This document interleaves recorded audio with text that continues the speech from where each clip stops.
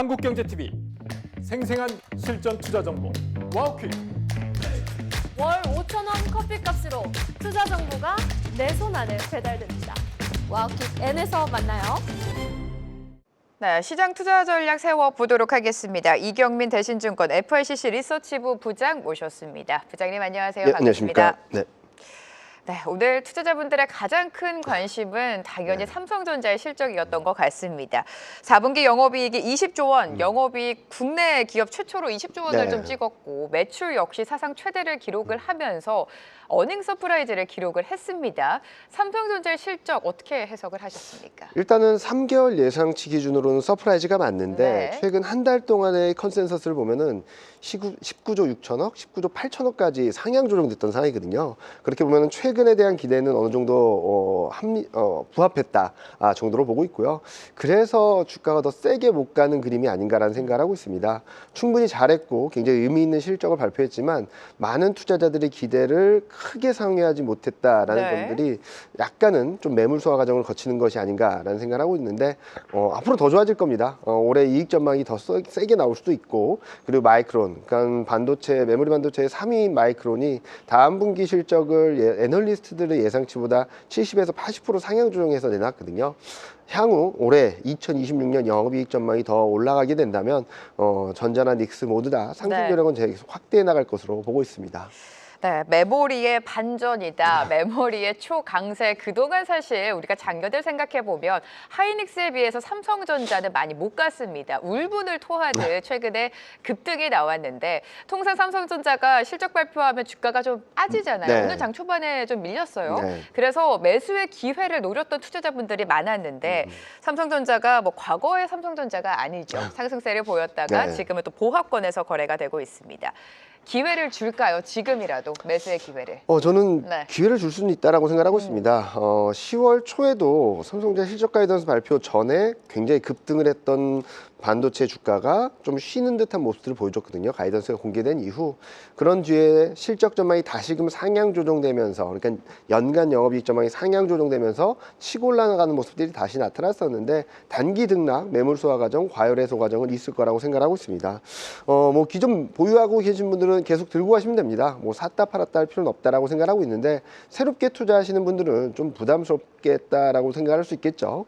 그래서 저는 뭐 이 자리에서도 여러 번 말씀드렸지만 나는 지금 삼성전자를 사고 싶다라고 하시는 네. 분들이라면 지금이라도 조금 뭐 한 5%는 분할 10%는 매수 예, 관점으로. 10%는 사시고 네.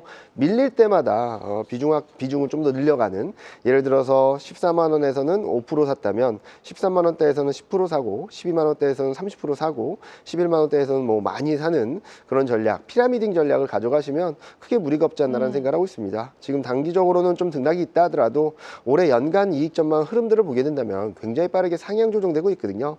물론 1분기 실적 시즌이 끝난 뒤에는 좀 소강 상태를 보일 수도 있겠지만 1월 말에 또 제대로 된 실적 발표를 하고 이제 컨퍼런스 콜을 할 때 올해 실적 가이던스라든지 아니면은 주주 친화 정책을 어떻게 펼치느냐에 따라서 또 한 번 레벨업 될 수 있다는 측면을 좀 고려하시면 좋겠다라는 말씀드리고 싶습니다. 네, 최근에 워낙에 가파르게 상승을 했기 때문에 매수의 기회를 안 준다 이렇게 네. 생각하시는 분들이 있을 텐데 지금 분할 매수 관점으로 좀 접근을 해보자라는 말씀을 해주셨고요. 계속해서 우상향은 이어질 것이다라고 강조를 해주셨습니다. 자, 21일에는 SK 하이닉스의 실적 발표도 기다리고 있습니다. 오늘 삼성전자의 실적을 확인하고 SK 하이닉스도 실적에 대한 기대감을 높이면서 주가가 좀 올라주고 있는데 하이닉스 실적도 뭐 당연히 좋겠죠. 네, 지금 4분기 영업이익 전망이 16조 5천억 정도가 나오고 있거든요.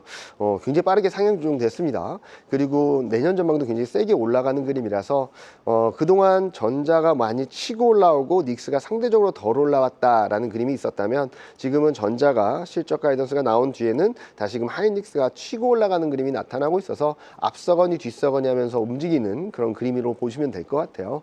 그래서 닉스도 이제 20일 날 실적 발표하고 더 중요한 것은 여기서 올해 실적 가이던스나 아니면 컨퍼런스를 통해서 향후 올해 업황에 대한 것들을 코멘트하게 됐을 때 어떤 발표를 하는지 굉장히 중요하다라고 생각하고 있습니다. 뭐 지금 그림에서 화면에서 보시는 것처럼 어마어마한 상승세를 보여줬죠. 그렇지만 지금 이 흐름들이 쉽게 꺾이지는 않을 거라고 생각하고 네. 있어서 닉스에 대한 비중도 계속적으로 들고 가시면 좋겠다라는 말씀드리고 있습니다.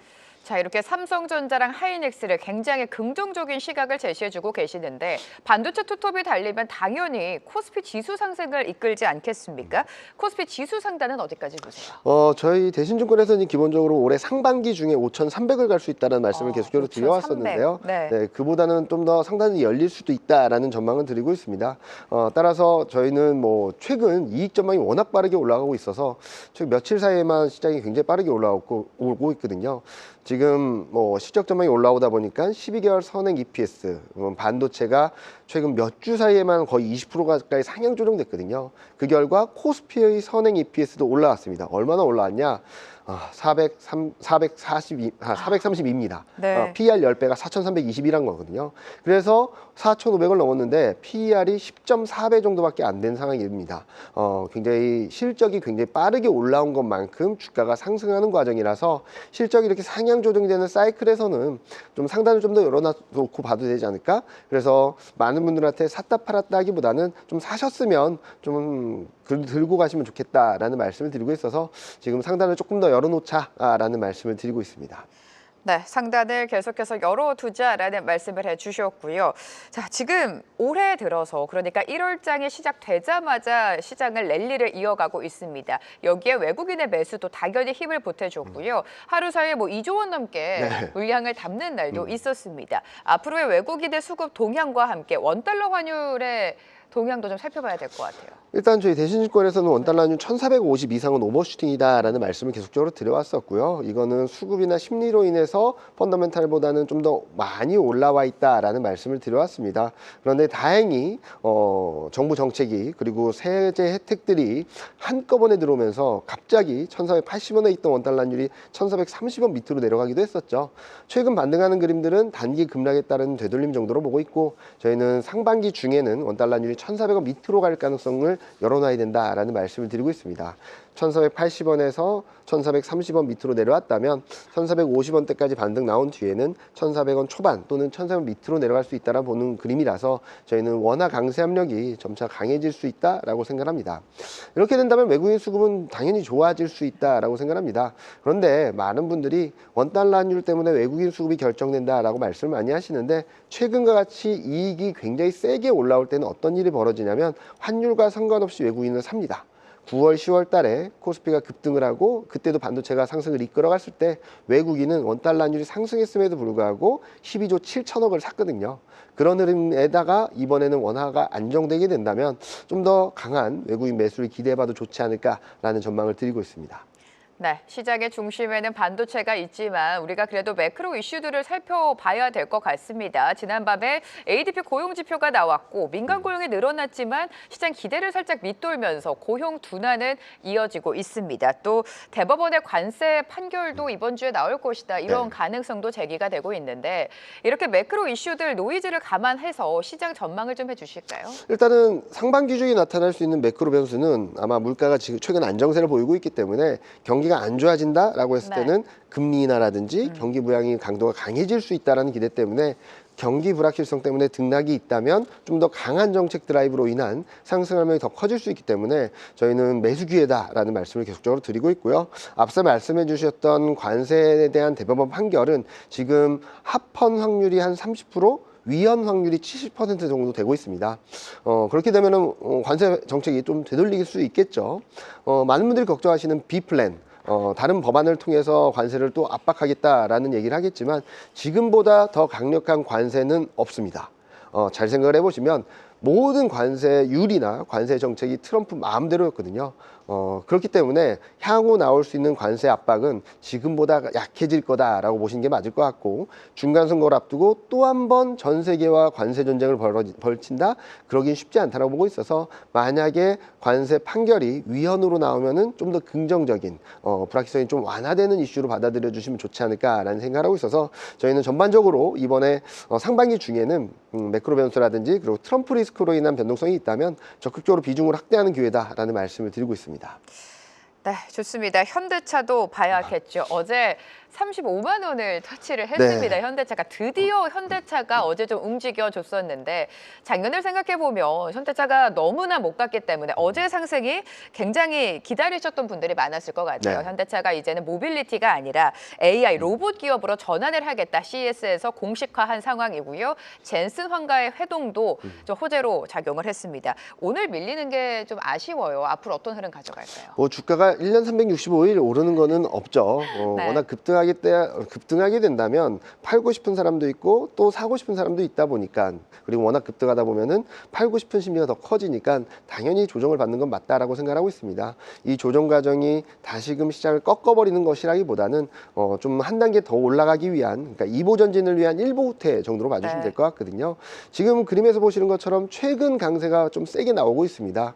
일단은 관세 협상이 잘 마무리됐고, 두 번째로는 환율 효과에 대한 실적 기대, 그리고 최근에는 로봇 모멘텀들이 들어오고 있는데 전반적으로 실적이 안정적인 가운데 로봇이라는 새로운 성장 산업에 대한 기대감들이 들어오고 있다는 측면에서 지금 많이 올라봐야 PER 6배, PBR 0.6배에 불과한 현대차에 대한 매력도는 계속적으로 재평가받을 수 있는 구간으로 들어갈 수 있다라는 말씀을 드리고 있으니까요. 지금 단기 등락이 있다 하더라도 여기서 뭐 사고 팔고 하기보다는 좀 더 매수 기회를 탐색해 보시는 것이 좀 더 유리하다라고 말씀드리고 싶습니다. 네, 로봇이라는 모멘텀을 등에 업었습니다. 현대차 그룹 여전히 저평가 구간이기 때문에 매수 관점 유효하다라고 진단해 주셨고요. 자, 실적하면 또 기대되는 섹터가 조선입니다. 조선업 같은 경우에는 수주에 대한 기대감 속에 호실적에 기대되는 섹터인데 오늘 조선주 흐름이 또 굉장히 좋습니다. 하나오션 같은 경우에는 지금 상승폭 계속해서 늘려나가면서 7%대 강세 이어가고 있는데요. 조선주에 대한 투자 전략 현 시점에서 어떻게 가져갈까요? 현 시점에서는 조선주 같은 경우는 굉장히 오랜 기간 옆으로 등락을 보였었기 때문에, 횡보를 했기 때문에 좀 반등하는 힘이 좀 세다라고 생각하고 있습니다. 실적 구조 많이 알고 있고요. 그리고 트럼프의 방산 확대 정책도 어느 정도 우호적인 분위기를 만들어준다라고 생각합니다. 다만 지금 다 알고 있는 이슈죠. 수주 좋다, 실적 좋다, 그리고 트럼프 정책. 그렇기 때문에 새로운 모멘텀이 좀 들어와야 되지 않을까라는 생각을 하고 있어서 최근 추진하고 있는 뭐 다른 해외 조선업체들에 대한 M&A라든지, 왜냐면 지금 조선업체들의 도크가 거의 다 찼기 때문에 새로운 수주 모멘텀을 받을 수 있는 쪽이 좀 열리게 된다면 또 다른 상승 모멘텀을 보여줄 수 있지 않을까라는 생각을 하고 있고, 완만한 우상향을 계속 가져갈 겁니다. 실적이 워낙 좋기 때문에 방향성은 우상향이지만 이전보단 탄력은 좀 떨어질 수 있어서 너무 큰 욕심은 내지 말자라는 말씀을 드리고 싶습니다. 조선주의 실적이 좋다는 건 우리가 다 알고 있었던 거고요. 주가에도 어느 정도 반영이 됐다라고 말씀해 주셨습니다. 그럼에도 우상향 추세는 이어질 것이다라고 언급해 주셨으니까요. 조선주도 체크를 해보시기 바라고요. 자, 2026년 올해 시작을 전망했을 때 코스닥이 좀 힘을 낼 것이다. 천스닥에 대한 기대감도 있었는데 지금 얼마 되진 않았지만 대형주 중심으로 또 흘러가고 있습니다. 네. 우리가 CES에서 모멘텀을 확인했으니까 다음 주에 예정되어 있는 JP모건을 또 봐야 될 것 같은데 JP모건 헬스케어 안에서 제약바이오주 아이포폼을 좀 기대해봐도 좋을까요? 일단은 최근 며칠 동안 또 제약바이오들이 좀 문중하더라고요. 그러면은 또 실질적인 이벤트가 있을 때는 좀 쉬어갈 가능성이 있다라고는 생각하고 있어요. 지금 가장 중요한 것은 2차 전지라고 생각하고 있는데 2차 전지가 최근 밀리다 보니까 코스닥이 좀 흔들리는 모습들을 보여주고 있다라고 생각하고 있습니다. 일단은 JP모건 헬스케어 전에 제약 바이오 업종들이 좀 정체되거나 아니면 좀 쉬어간다면 그 모멘텀을 받을 수 있겠지만, 로봇주들이 CES가 개최되는 동안에도 좀 힘을 못 내는 것처럼 선반영하게 된다면 좀 쉬어갈 수 있거든요. 따라서 너무 서두르진 않아도 될 것 같다라는 생각을 하고 있습니다. 보통 1월, 2월에는 코스피보다 코스닥이 좀 더 우호적인 분위기를 보여주고 있는데 지금은 연초부터 워낙 전자 그리고 반도체 그리고 자동차의 수급이 쏠리다 보니까 코스닥이 소외된 듯한 모습을 보여주고 있지만, 오늘처럼 반도체라든지 자동차가 좀 쉬어갈 때는 코스닥 내에서 좀 모멘텀이 있는, 그리고 가격 메리트가 있는 업종들이 반등을 하면서 아마 1월 중순 이후부터는 좀 더 코스닥이 좀 매력도가 재평가받지 않을까라는 예상을 하고 있습니다. 네, 코스닥의 매력이 집중이 되려면 2차 전지도 당연히 좀 힘을 내줘야 되는데 2차 전지는 또 답답한 흐름을 가져가고 있습니다. 우리가 뭐 상승을 이끌 만한 모멘텀을 찾을 수 있을까요? 일단은 2차 전지 같은 경우는 PBR이 이제 1.3배 밑으로 내려갈 정도 정도 좀 싸져 있다라고 생각하고 있고요. 저점 대비 80% 상승한 뒤에 한 30% 조정을 받고 있는데 이런 흐름들이 지속되지는 않을 거라고 생각하고 있습니다. 일단 단기 불확실성, 여러 가지 계약 취소 이슈들을 소화하는 과정에서 바닥을 잡아가는 과정이 진행되고 있고 이제 바닥을 잡은 뒤에는 다시금 방향성을 위쪽으로 가져갈 수 있다라고 생각하고 있는데요. 일단 생각해볼 부분은 글로벌 경기 전반적으로, 그러니까 중국, 유럽, 미국 이런 전반적인 경기 회복이 나타나게 된다면 전기차 수요에 대한 불안감들은 좀 진정될 수 있다라고 생각하고 있고요. 두 번째로는 최근 리튬 가격이 계속 상승을 하고 있습니다. 이런 것들은 중국의 감산 효과라고 생각하고 있는데 이런 리튬 가격 상승은 좀 후행적으로라도 반영을 할 수 있는 그림이다라는 말씀을 드립니다.